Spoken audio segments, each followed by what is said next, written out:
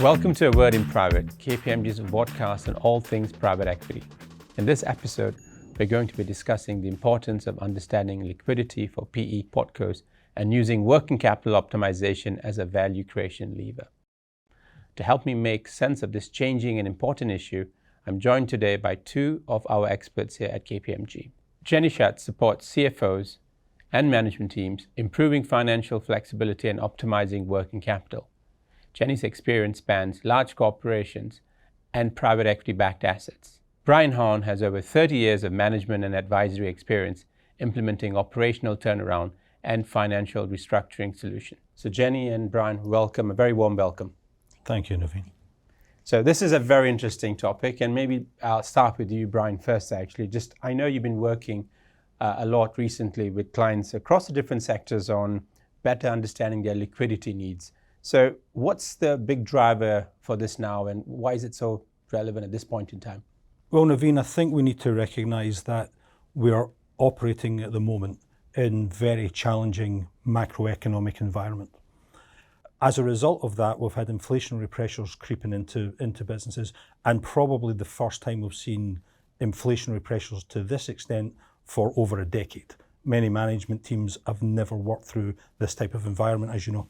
So with all of that, you've got a very difficult trading environment, higher costs coming into organisations, and with that, those higher costs are clearly starting to exhaust companies' reserves of cash. With the inflationary environment, obviously, the governments or central banks have been counteracting that by increasing interest rates, and therefore the very benign borrowing environment that we've been experiencing for the last 10 years, that has effectively evaporated, and we're now actually into a situation where we've got much higher borrowing costs, which are then forcing management to really think about what they need to be, or how they need to be managing their liquidity much more tightly. So Jenny, what are your thoughts on this very important issue as well? Fully agree with Brian. So a lot of management teams will never have experienced the level of interest and the cost of debt that we currently have and are currently experiencing. So very much at a management team level, a focus on 13-week short-term cash flow and reflecting working capital in that short-term cash flow to improve the accuracy of it. Clearly serious concerns for businesses, but liquidity, cash flow forecasting, those must be the number one and number two priority for every CFO. So are they not prepared or ready for this? Naveen, I think the answer to that is yes. There is certainly higher liquidity awareness within businesses. But in truth, typically we see management teams focusing much more on revenue growth and on profitability. And even if you look at how our private equity community structure their LTIPs, frequently that is based around EBITDA growth.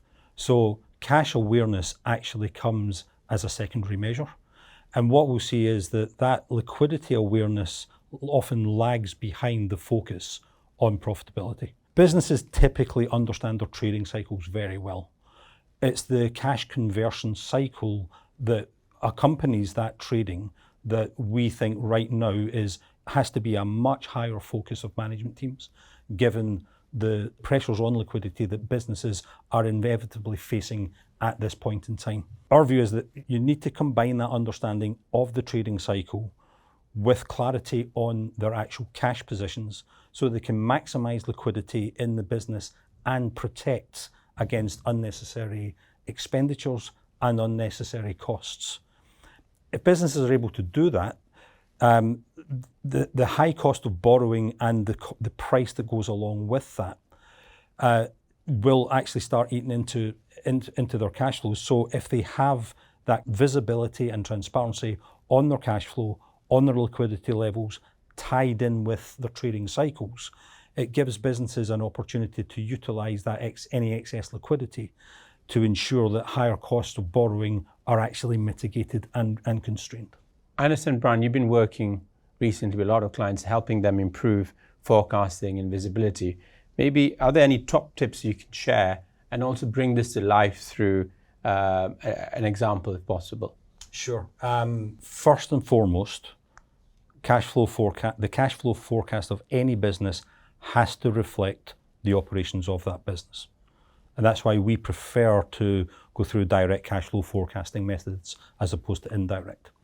In many cases, there will be parts of the business which are very predictable, and that can be built into a cash flow forecast in relatively short order. So things like payroll, things like facility costs, things like utility charges, these are relatively predictable, and therefore we would encourage management teams to focus on making sure that they're nailed down in detail, because that then allows them to spend more time focusing on what is much more a judgmental issue, which is going to be around trading, the levels of trading, and how that trading is actually converting into actual cash itself. So understanding how your customer base is actually operating, and making sure that that customer base in terms of payment terms are being reflected in the cash flow properly. Thinking about, especially around what we've got just now in terms of a challenged supply chain, understanding anything around long lead time raw material payments, for example, and understanding how that impacts the cash flow. Very recently, I had a private equity client, or a private equity portfolio company client, who were operating in the aerospace and defence sector in manufacturing, but they were also doing reselling as well. Business operated both in Europe and in the US, so it was a relatively complex business. They had a new management team, or a new financial management team in place, and they had then picked up what was the sort of group standard around the cash flow forecasting that they were operating with. Unusually though, the group function was only looking for 5 lines of the cash flow to be reported. We assisted the new CFO to help build out what he was working on in terms of his cash flow forecast, using his systems, using his data, but bringing in some of the techniques that I've already mentioned. So we made sure that things which were, if you like, direct debits and predictable items, they were identified very quickly, detailed quickly, and we made sure that somebody was always having a look at that every single week to make sure it didn't change. But it allowed us to then work with the CFO and his senior team to really look at the trading and how that trading was converting into cash. And he's now using that as part of his operating toolkit on a weekly basis. So Jenny, the question now is turning into, for PE portcos, why are they currently more focused on trying to convert working capital into cash at this point in time? Yes, Naveen. So as Brian's mentioned, interest rates have been particularly high, the cost of debt is high. So the cost of capital is really what's driving the need for portcos to focus on their working capital optimisation. A lot of the situations that we experience at the moment is around refinancing. So businesses in situations where they're coming up to refinancing in FY24, 25, are wanting to understand how they can release cash from their internal processes to optimise and reduce the need for the funding requirements, and hence reduce the debt. On the flip side there, we're also seeing companies coming to us in growth mode. So buy and build strategies, again with the recognition that debt's expensive, looking to understand how much cash can be released from internal process optimization to fund that strategy. When we work with our clients, we typically find or identify about 5% of revenue as optimization from balance sheet, 10 to 15% of gross working capital. So whether it's to fund debt or to support growth, it's very lucrative for any business. Wow, that's a pretty significant reduction. Any other insights or trends you can see in working capital currently? In terms of PE and portcos, we're seeing very much investment houses looking at the existing portfolio, identifying an exit strategy and really looking at value creation levers, so working capital of which is very much one.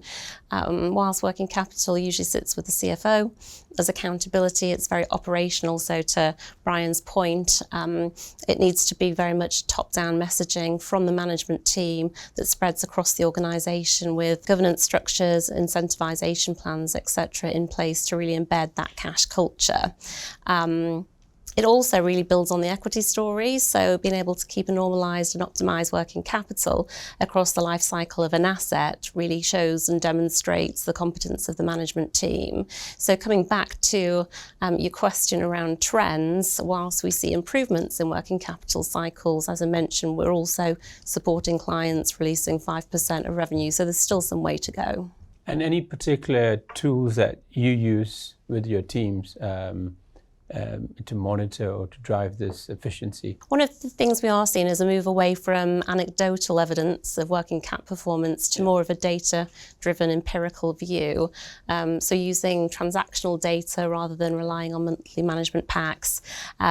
We have a suite of apps at KPMG that analyse large data sets and interrogate the data to identify performance improvement through multiple hypotheses that we've got across the three levers of working capital, so receivables, inventory and payables optimization. Let's assume you're a CFO, I'm a CFO, and I sort of want to sort of get thinking about optimizing working capital, and we want to sort of go and do a optimization project. Can you bring to life what would that look like? How long will it take? Is there a diagnostic phase, and how intrusive is it? Because to give viewers of this a better feel of how you go about getting that 5% reduction in terms of working capital as a percentage of revenue. Yeah, so I'll give you an example, it's probably easier. We worked for a private equity-backed asset. It was approximately 1.6 billion euro distribution business. They had a strategy to expand into Central America, so they were wanting to release cash to be able to fund that acquisition strategy. I think the operations were around $800 million US dollars, and we identified 55 million of US dollars, so approximately 7% of cash release. So to your question, it takes approximately 3 weeks. We look at the data through the tools and build that empirical view to identify where the opportunities are across those 3 cycles.